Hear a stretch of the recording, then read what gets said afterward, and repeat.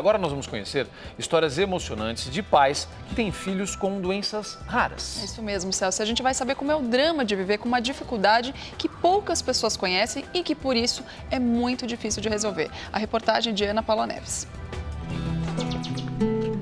Um desses meninos tem uma doença genética, herdou um problema grave e vai precisar de acompanhamento especializado durante a vida toda. Ô, Caio. Aê! Caio tem 6 anos e é quase do tamanho dos colegas de 10, 11.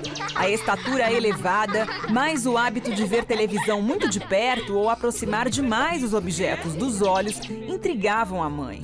Mas os médicos nunca levaram em conta essa desconfiança. Mesmo quando bebê, eu achava que ele tinha alguns problemas de visão. Porque tudo, brinquedo ele trazia muito para perto. Televisão, sempre muito por perto. Então, eu cheguei a levá-lo a 4 oftalmologistas que falaram que era coisa de criança. De repente, o pai de Caio morreu. Teve uma parada cardíaca aos 34 anos. Renata foi ao IML buscar o atestado de óbito do marido e, para a surpresa dela, constava como causa da morte a síndrome de Marfan. Ela procurou na internet o significado e descobriu que a síndrome de Marfan era um defeito genético passado de pai para filho, que provoca alterações na visão, nos ossos e no coração. Rapidamente observou Caio e percebeu que o menino tinha algumas dessas características.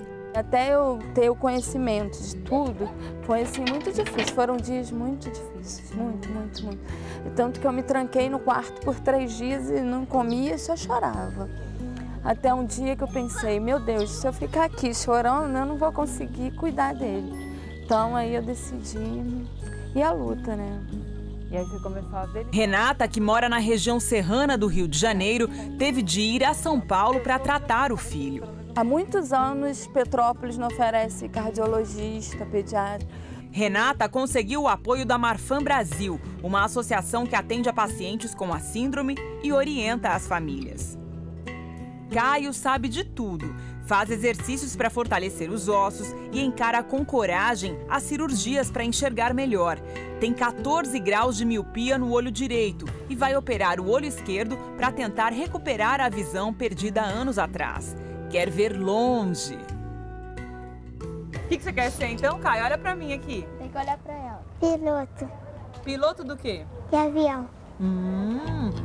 A síndrome de Marfan está entre as muitas doenças raras que acometem 1 em cada 100 mil pessoas, em média. Nos últimos anos, com a evolução da medicina, muitos foram os avanços referentes a diagnóstico e tratamento de doenças raras. Sabe-se, por exemplo, que existem cerca de 7 mil. Informações de centros de estudo do mundo todo dão conta de que pelo menos 2% dos recém-nascidos vivos têm algum tipo de alteração genética. No entanto, pouco se sabe sobre risco reprodutivo. Até hoje, ainda não existe um exame sequer capaz de detectar se um casal vai ter um filho com esse tipo de problema. Cada vez que um homem produz um espermatozoide, e você sabe, o homem produz milhões de espermatozoides, tem uma chance de um determinado espermatozoide ter uma mutação. Cada vez que a mulher ovula, aquele óvulo tem uma chance de ter vindo com uma mutação. É incontrolável, esse mecanismo é incontrolável. E ele explica a grande maioria dos indivíduos que nascem com uma doença genética. O Dr. Décio coordena o Centro de Genética Médica do Hospital São Paulo, um dos poucos no país. Ele explica que alguns defeitos genéticos são herdados, como as informações de cor de cabelo, altura, peso, estão no nosso DNA. Ele aconselha os casais a investigarem o histórico familiar do homem e da mulher antes de decidirem ter um filho. Mas o geneticista afirma também que algumas alterações acontecem na gestação e pela primeira vez. Não tem, infelizmente, aquilo que provavelmente a gente vai ter no futuro, um teste genético genérico. Eu vou ter filho, então eu tenho que fazer um teste genético. Possivelmente daqui a 5, 10 anos vai ser assim, né? Todo mundo vai ter um teste amplo, no qual ele vai poder checar inúmeras mutações genéticas, e antes de engravidar, o casal vai fazer esse teste genético. Gabriela tem uma doença raríssima, a síndrome de Proteus. uma malformação do sistema vascular que provoca o gigantismo de membros e o surgimento de tumores em várias partes do corpo. Quanto tempo depois do nascimento da Gabi vocês foram informados de que ela tinha uma doença rara? Quando ela nasceu, nós saímos do hospital sabendo que ela tinha uma síndrome ou outra. Após 6 meses do nascimento dela, nós já iniciamos um tratamento que descobrimos sozinhos. Não tivemos o auxílio médico naquele momento. E quando nós descobrimos o tratamento, mudou totalmente, né? Porque nós encontramos médicos que poderiam nos ajudar, famílias passando por situações parecidas conosco. E isso fez toda a diferença na nossa qualidade de vida. Gabriela faz um tratamento em hospital particular, a família tem plano de saúde e por conta dessa assistência leva uma vida normal. Faz tudo o que qualquer criança adora, ou seja, brinca muito. Andréa e o marido consultaram médicos, ouviram que como o problema da Gabi era hereditário, a chance de eles terem um outro filho com a síndrome era grande. Mas Léo nasceu sem proteus e Gabi teve o pedido atendido, sempre quis um irmãozinho. Porque eu não ia ter nenhuma companhia, ninguém pra brincar. E irmão é companheiro pra vida toda, né? Ai, que lindo! Gabriela é vaidosa, faz questão de arrumar o cabelo para aparecer bonitona na televisão. Afinal, as amigas da escola vão assistir a reportagem, né? Quando você se olha no espelho, o que você fala pra si mesma, assim? Tem uns olhos lindos, né? Um cabelão. Ela está cercada de pessoas que a amam, em casa ou na escola.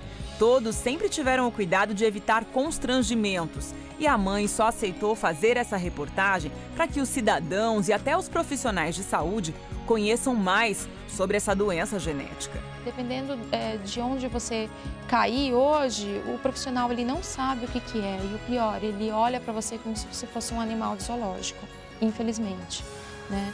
Então, o que nós esperamos é esse respeito, né, da sociedade, tanto na questão da saúde quanto na convivência social. No Brasil, só existem 1.300 geneticistas e a maioria trabalha em centros universitários de pesquisa, localizados no sul e no sudeste do país. Não há geneticistas no SUS, a rede pública de saúde. O Brasil está muito longe de atender bem os pacientes com doenças genéticas. Muito longe. Uma lei federal obriga hospitais e redes de saúde a realizarem o teste do pezinho em todos os recém-nascidos. Com uma gota de sangue retirada do calcanhar do bebê, é possível detectar 4 doenças genéticas. Mas o que médicos e pais querem é que seja possível diagnosticar outros problemas logo após o nascimento, que sejam feitos mais exames se necessário e que todos os estados tenham essa condição. Desde que se tenha um diagnóstico, se é possível fazer essa informação para uma família. Então você tem o nome da doença, você tem como ela, de onde ela veio, por que ela existe, como ela evolui, o que eu preciso fazer para acompanhar e qual é a probabilidade de ter outro filho com o mesmo problema. Henrique só não morreu dias depois de nascer porque a família pagou por um exame genético detalhado. O menino tem leucinose, não pode ingerir proteína e o leite da própria mãe ia matá-lo. Nasce a primeira coisa, vai mamar no peito. Então o leite é um veneno. Então o leite é um veneno para ele, a gente não sabia disso. Henrique ficou na UTI e teve várias convulsões porque ninguém percebia que o leite fazia mal, mesmo de soja, que é uma proteína também. Descoberto o problema, começava outra luta. Para sobreviver, o menino precisa desse suplemento alimentar, que é importado e custa caro. Ele consome uma lata por semana, custa mais de R$800 cada lata. Então a gente teve que entrar com uma ação contra o governo para conseguir obter essas latas. E assim, essa briga constante não é só da alimentação, é também dessa forma. Agora as famílias não sabem, não têm essa orientação. Do mais, o menino leva uma vida normal, só com algumas restrições alimentares. O que você come, então? Sim. Não, feijão não, Feijão, hein?